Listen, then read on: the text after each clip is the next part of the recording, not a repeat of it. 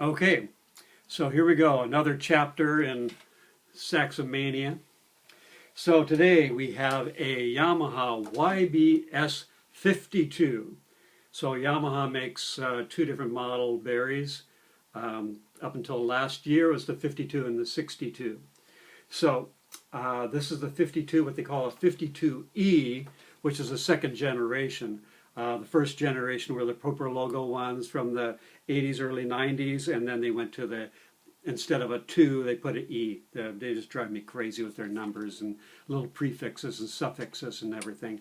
The only main difference I can see is they added, see if we can get the linkage here between the low C sharp and the low B flat.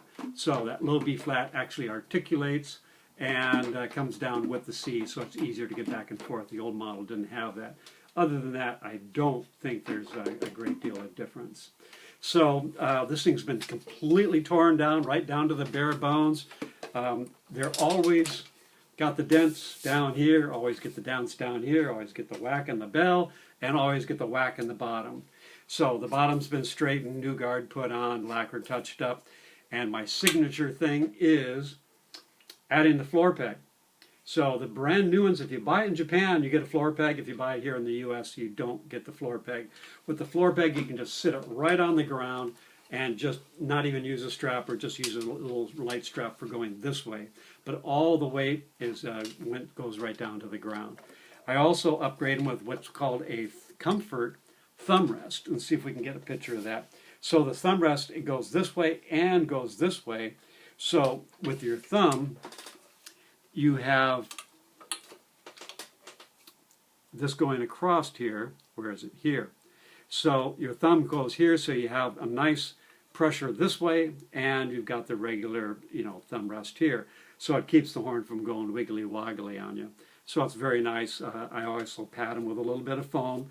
So, in the old days, we, walked through the snow to school, and the kids all now are wanting a little more comfort, so put a nice little foam cushion on there, and again your thumb fits right in there really nice and allows you a little more control. And again with the foot peg, you take all the weight off, so no excuse for not playing the Bari. So real straight now.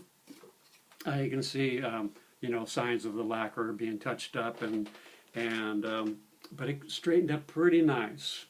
Again, the whole bow has been redone, and a new brace, new guard put on, and then the receiver for the peg put on. The peg is actually adjustable here, so you can go from about 4 to 7 inches depending on where you're sitting, etc. So kind of cool. You're standing up, you just got to hold on to it. So again, bottom guard here been replaced, low E flat is new.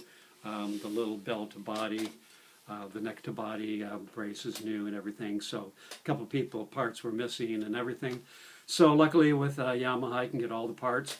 Massive low A touch here. It's just massive. All you do is just rock your finger to it, no problem. Just huge.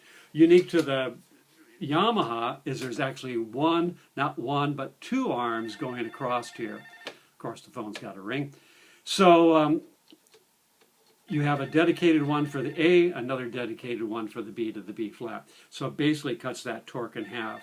Most of the other ones, the low A key goes over all the top, a little skinny bar, like on the old Selmers and such, and that A's got to close everybody. So this helps out a little bit. The low B flat one's adjustable, so you get the A where you want it, and then adjust the B flat to match it. So utterly, just really, really solid for the low A. So my test, play the low C, and normally you have to hit the low B flat, but here we go. Right to the A without even touching the low B flat key. You can also go from the C sharp, which the linkage here allows you to go to the C sharp. Where is it? Right here. There's a linkage between the low B flat and the low C sharp. there's a linkage here. On some of the older ones in the Yanagisawas and such, you don't have that linkage, and you can't go from C sharp, so you have to go from C sharp to B flat to A, and etc. So this one goes right to the C sharp.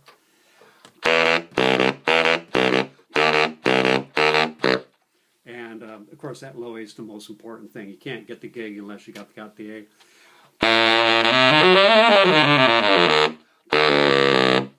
So again, just goes right down there, no problem.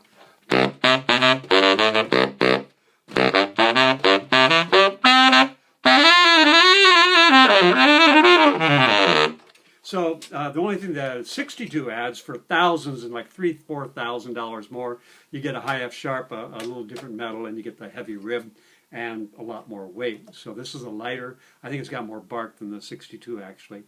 So if you need the high F sharp, here's your high F. If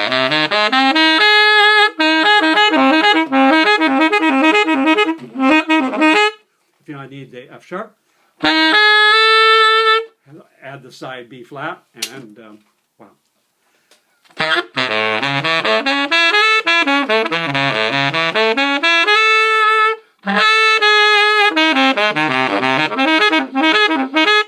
So again, that high F front key is just a wiggle away too. There's no jumping to it.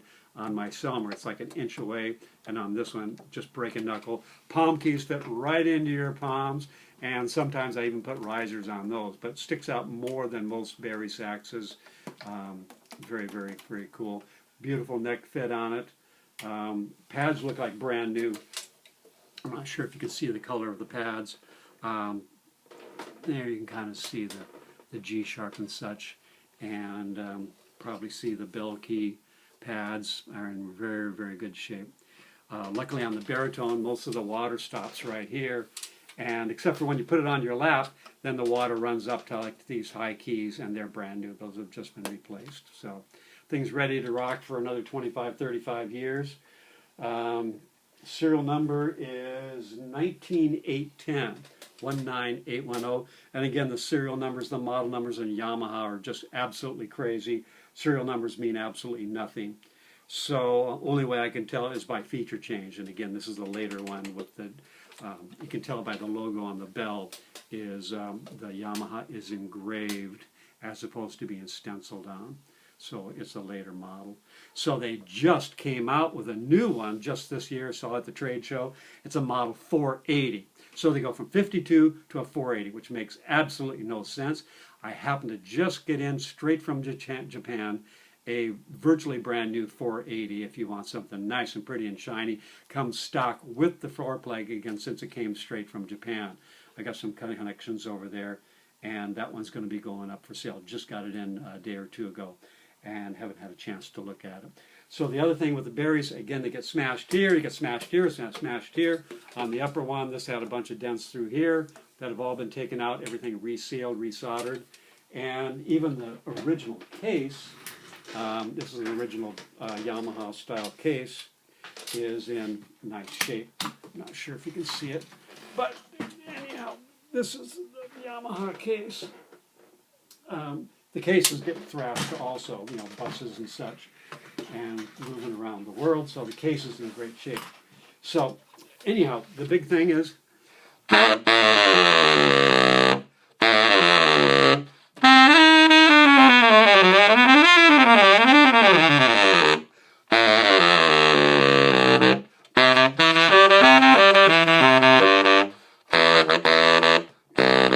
so if you're doing that A arpeggio, again, right from the C sharp down to the A, without having to scoot around on those lower keys.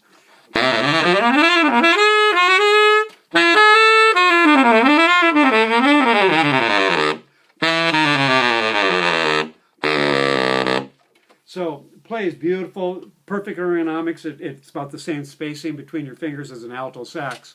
So very user-friendly as far as the feel of it. And again, everything's very straight. Bottom, of course, had to come off to straighten it out, so it's all been resealed. It virtually fell off, so could have been leaking in the past. So let's just do a quick little thing here, and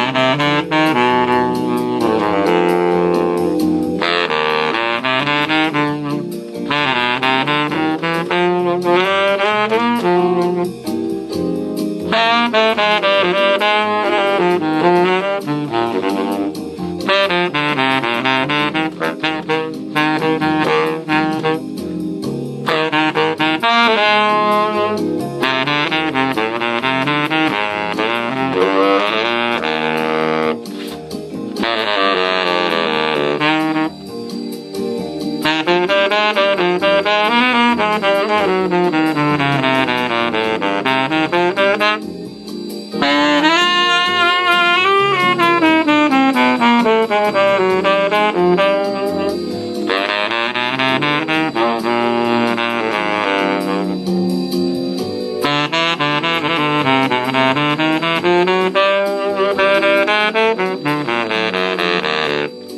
anyhow, try to keep them short. Again, it just plays flawlessly. Pads are in great shape. It's all ready to go.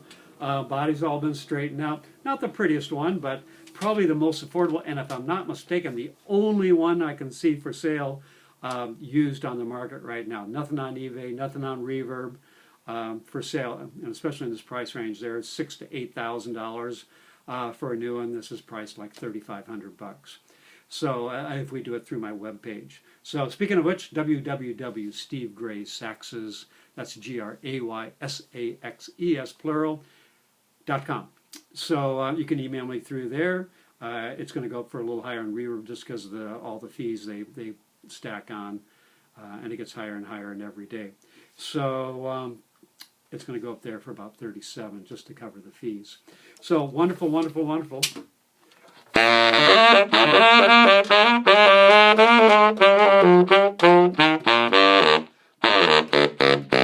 So it's very favorite with the school because it's very, very affordable and one of the most durable saxophones out there. Yamaha's got the wonderful reputation. No matter what you buy, if you buy a brand new one, you're going to put a couple scratches and a couple dents going up and down between your legs and the chairs and everything. So this one's already got the first scratch or two on it and the first ding or two. So nothing to worry about. You just play it and play it and play it. Again, it's a wonderful sound, and it's just got that big bark.